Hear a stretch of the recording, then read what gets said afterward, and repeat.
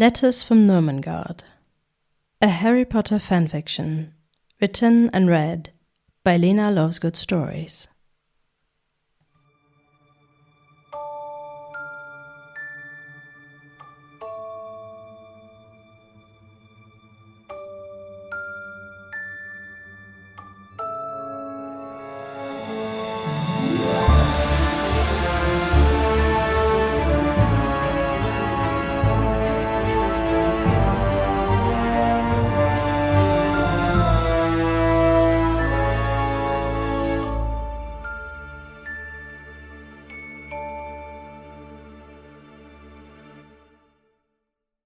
Chapter 1, 31st of August, 1997.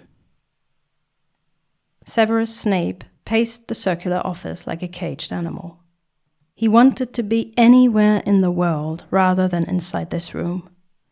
He stopped his pacing in front of a wooden sideboard, and, in a singular outburst of rage, he swung his arm wide, sweeping down all of Dumbledore's clutter. The swirling gyroscopic instruments, the astral model, the sneakoscope, the hiccoughing paperweight, the golden-plated wooden caskets, the former headmaster's possessions sailed through the room and crashed into furniture or bounced off the walls. Snape swept over the sideboard with his other arm and cleared it off the last solitary object, a wooden telescope. Then he staggered towards the desk, shards of glass crunching under his feet. Heaving, he sank onto the straight-backed chair that stood opposite Dumbledore's armchair. Snape raised both hands and covered his sallow face. His greasy black hair fell over his face and hands, and a trickle of blood ran down his hand from where he'd cut himself on the glass. A hoarse, agonized sob emerged. Just the one. Then the new headmaster of Hogwarts was silent. Even with his eyes closed, however, he could not forget where he was. The familiar smell of wood polish, parchment and sherbet lemons, of forks, the rigid surface of the chair on which Snape had sat countless times, the faint whirring of the planetary model on the desk in front of him. The stillness was broken by a whisper, then a second, until more than a dozen voices spoke at once. "Silence!" Snape spat and banged his hand flat on the desk. The conversations broke off at once, and all the former headmasters and headmistresses of Hogwarts looked at him. Snape's black eyes darted from one to the other. "Silence!" he hissed again. "I don't want to hear any of your waffle. Not a word." Snape wished they would object so he could shout at them, but they just looked. Some expressions were haughty, some scandalized, others pitying. Snape did not know which he despised most. He ground his teeth. Then he took a deep, shuddering breath. When had he lost control like this? It must have been years. It was dangerous. Lethal for him to become so emotional. Nobody could know. Not the other teachers, not the Death Eaters, and least of all, the Dark Lord. And yet, maybe it was a good thing it had happened. Better here in this room than anywhere else. No damage had been done. He extracted his wand. Hand still shaking, he pointed it at the shards and dented objects that scattered the office. He cast a few non-verbal reparos, and within a few moments, the room looked as orderly as if nothing had happened. Snape propped his chin on both hands and gazed into the middle distance. "Severus," a soft voice spoke into the renewed silence. "Not a word, I said," Snape flared. "Least of all from you, Dumbledore." He pointed an accusatory finger up at the portrait of a silver-bearded wizard with golden half-moon spectacles that hung behind the headmaster's armchair, directly opposite Snape. "Have you any idea what it's like coming back here? Did you see how Minerva looked at me before she rushed out, Dumbledore? Did you see that? She hates me." The wizard in the portrait sighed. "Minerva will come to know the truth one day, Severus, and she will understand why it was necessary for her safety as well as yours that she despises me. They all despise me," Snape spat. "Even Filius. They are convinced I murdered you." Dumbledore sighed again. "Yes, because you played your part brilliantly. I dare say it was to be expected that they would antagonize you. I am sorry, Severus, and I greatly value your sacrifice. But only you can protect the students," Snape sneered. "Yes, Severus, indeed. We all here," he gestured around the room, "admire your great strength of mind and your service to this school." A few of the portraits nodded. One or two hummed their approval, and an old witch with an ear trumpet exclaimed, "Hear, hear!" Snape scoffed, threw an irritated glance at his finger, and popped it into his mouth to staunch the bleeding. "Your name will be cleared soon, Headmaster," came Phineas Nigellus's nasal voice. "And all those scandal-mongers will be humbled when it transpires that you are the most righteous of them all." Snape gave him a look that would have curdled new milk. "I think that you should celebrate your appointment as headmaster with us, even if the rest of the staff is currently unwilling to join us," Dumbledore said pleasantly. "I still have a bottle of very fine oak-matured mead in the bottom shelf of this desk, Severus." Snape scowled at his predecessor, but his expression softened against his will under Dumbledore's gaze. "Please, Severus." Snape made an irritated gesture. "Oh, very well." He waved his wand arm in the direction of the glass cabinet that stood next to Fawkes's empty perch. The doors opened obediently. Snape beckoned, and one of the crystal goblets hovered towards him. Snape then bent forward to open the desk and rummage inside it. "Lumos." The clink of glass came from inside of the desk. "There are far more than just one bottle in here, Dumbledore." "Well," Dumbledore coughed slightly. Snape's sullen face reappeared from under the desk. Then he scrambled back onto his chair and placed a dusty bottle on the desktop. A slight tap with his wand, and the cork popped. He poured a few inches of the golden liquid into the goblet and raised it towards the wall of portraits. "To the demise of the Dark Lord," he intoned. "Hear, hear!" shouted the witch with the ear trumpet, and a rotund wizard with a large bald spot raised the wine glass that had been painted in front of him. "To your good health, Severus," Dumbledore said. Snape, who had just raised the glass to his lips, lowered it again and watched the old man with a sober expression. "You mean in general, or just until I have fulfilled my purpose?" "Severus," the portrait chided. "Don't trouble yourself, Dumbledore. I do not intend to outlive the Dark Lord anyway." Dumbledore shook his head. "And why ever would you say that? You are still quite young. Once Voldemort is finished and your name is cleared, I don't see why you should not enjoy a long and fulfilling life." Instead of a reply, Snape emptied the glass, closed his eyes at the honeyed warmth, and poured himself another, more generous swig of mead. He set the bottle on the desk with a little more force than was strictly necessary, smacked his lips, and feigned a sudden interest in the planetary model in front of him.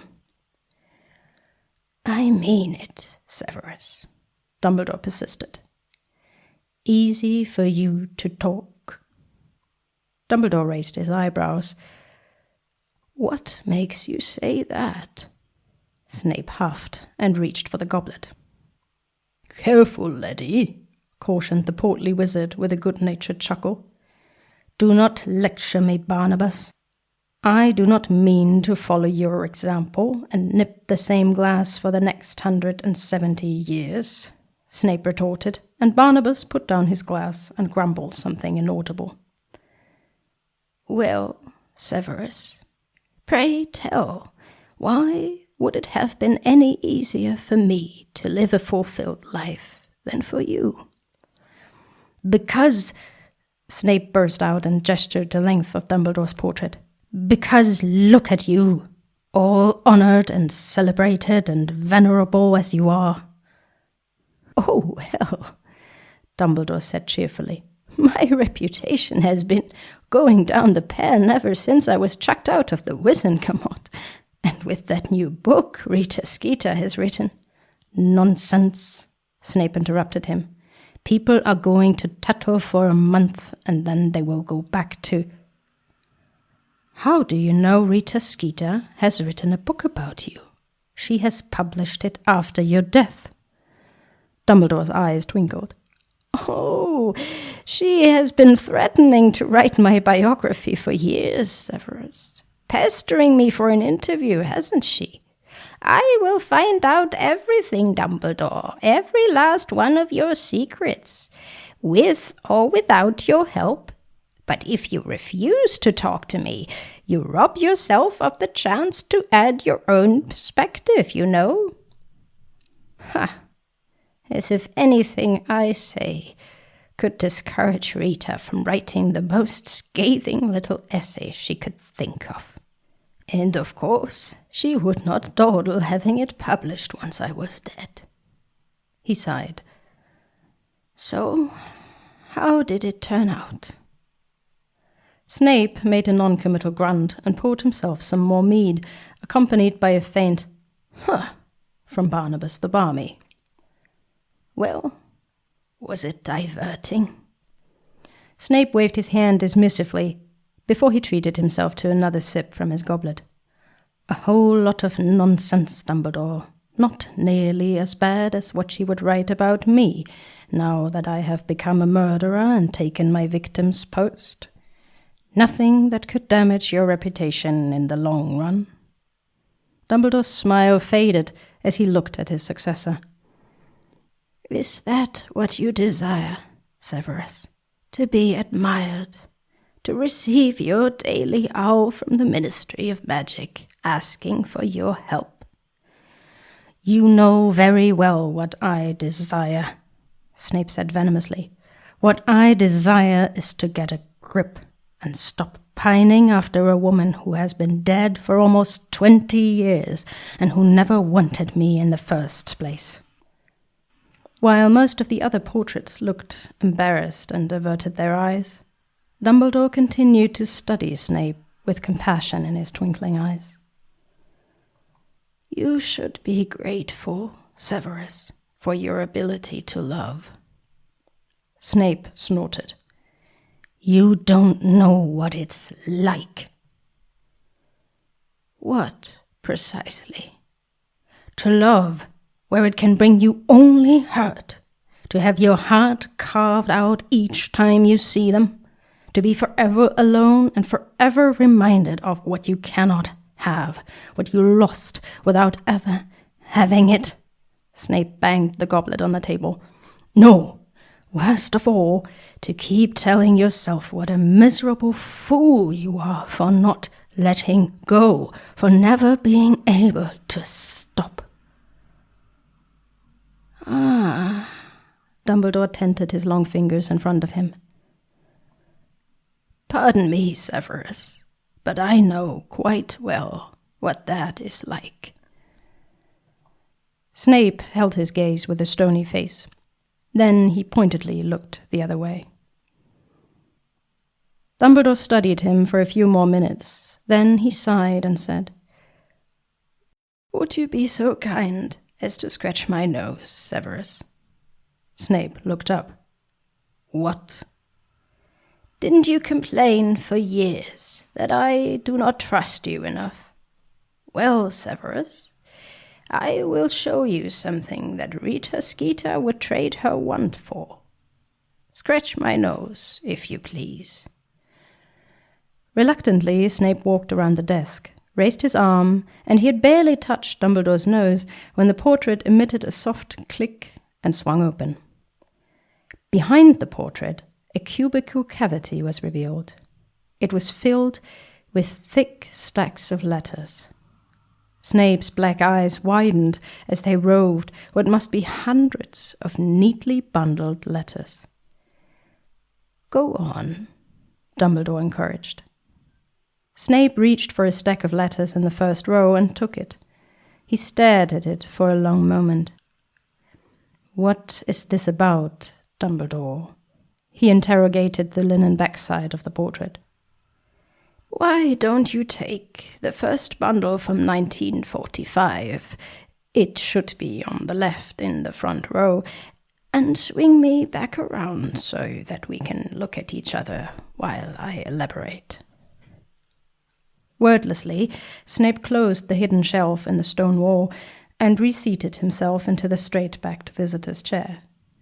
He laid the thin bundle of letters in front of him.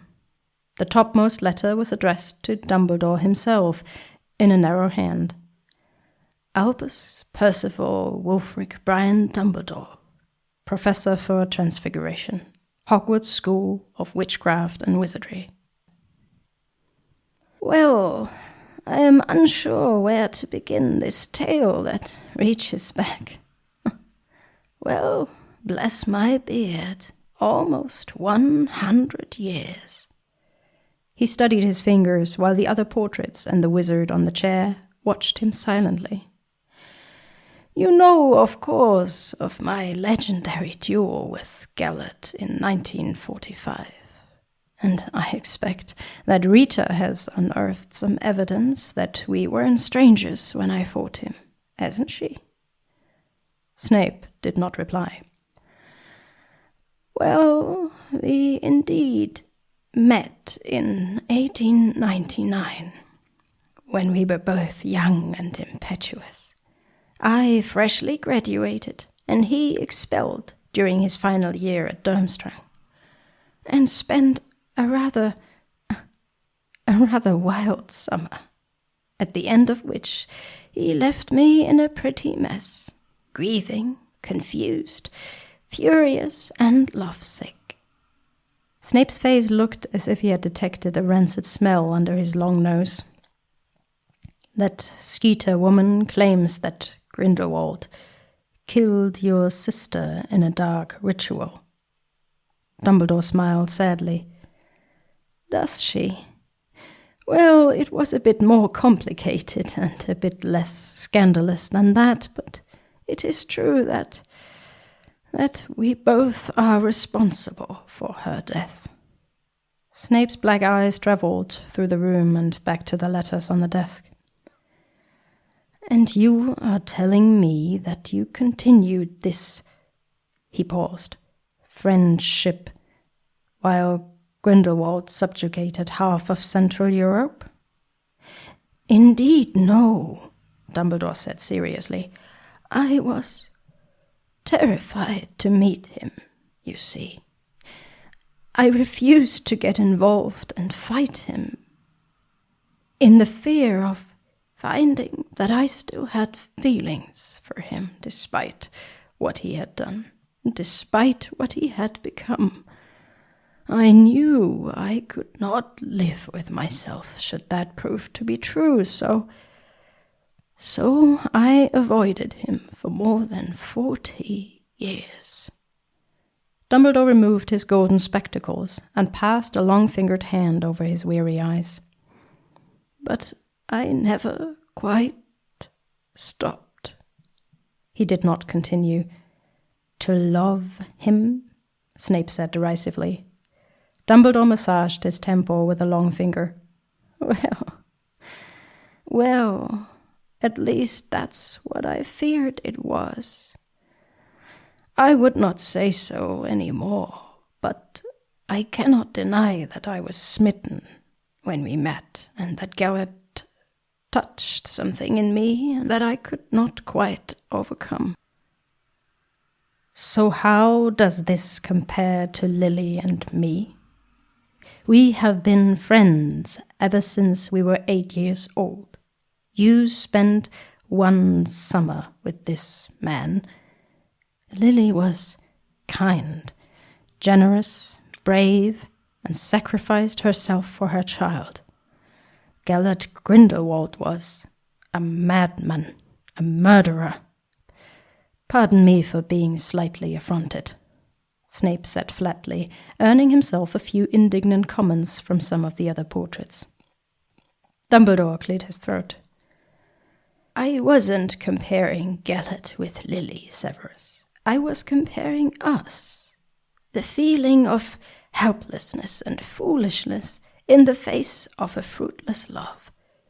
Yes, love, Severus, he added as Snape raised a supercilious eyebrow. I was smitten as a boy, but I grew to love him as a man. You mean after he had terrorized half of the continent? Snape supplied helpfully.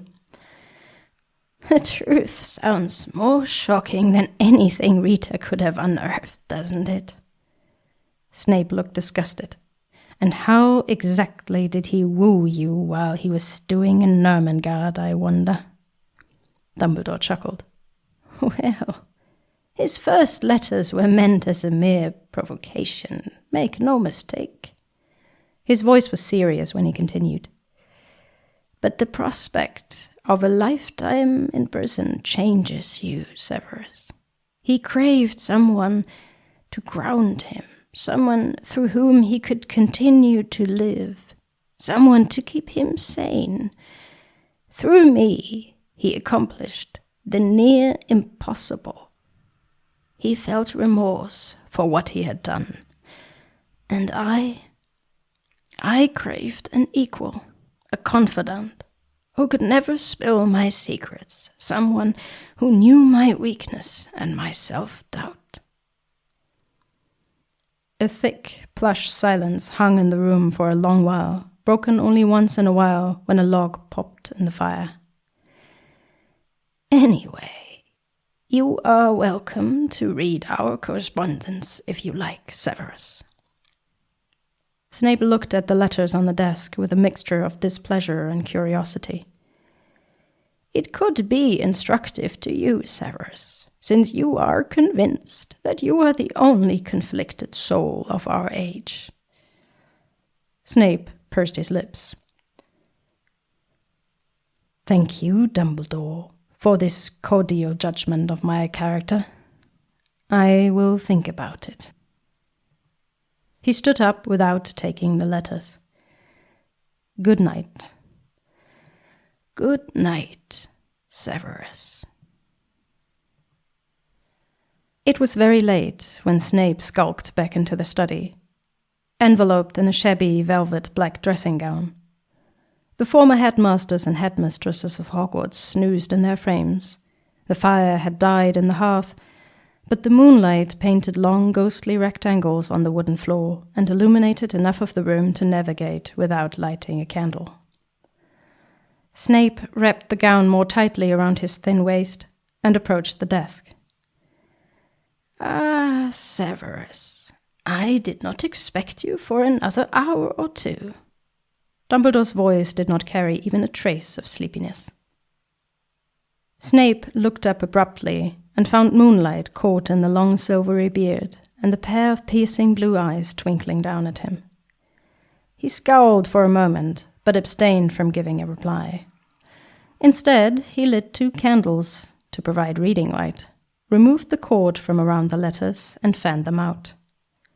It was only 4 blotched envelopes, 3 addressed to Dumbledore, and 1 reply. Snape sat on the edge of the desk and, with a last glance at the portrait, opened the topmost letter.